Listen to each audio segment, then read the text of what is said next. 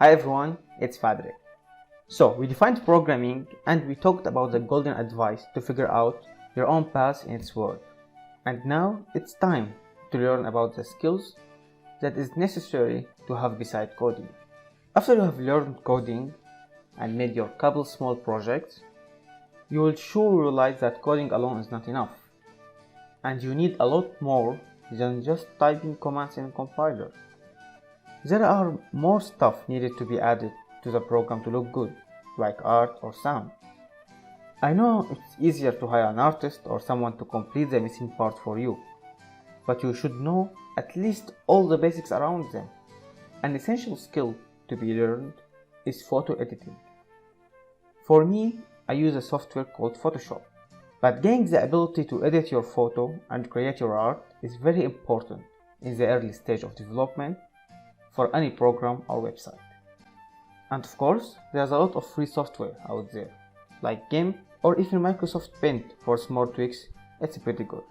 After that, you should learn how to edit music or create a small sound effect for your project. There are a lot of cool softwares out there like Audacity. I use it right now to edit and record this episode. And also, one of the most desired skills is learning how to edit videos. It's essential and important because you'll need it to edit a tutorial one time or maybe record a time lapse of you coding something. For editing, I use Camtasia. It's good and fulfill my basic needs to make this small video. And if you want to go a bit pro, there's Adobe Premiere and Adobe After Effects, and of course you can use Microsoft Movie Maker. For a small and simple video, it's more than enough. Putting some time aside to learn skills that can help you make your workflow easier and less dependent on others will definitely pay off in the long run. And as we said in the last episode about the rule of life, we should know everything about one thing and one thing about everything.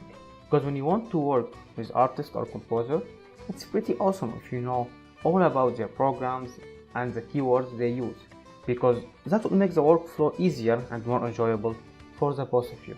In the next episode, we will learn the most amazing tool that will stick by our side in our new adventure of acquiring knowledge and our ascent to be among the greats in the programming world. If you enjoyed this episode, please don't forget to like, share and subscribe. See you all in the next episode.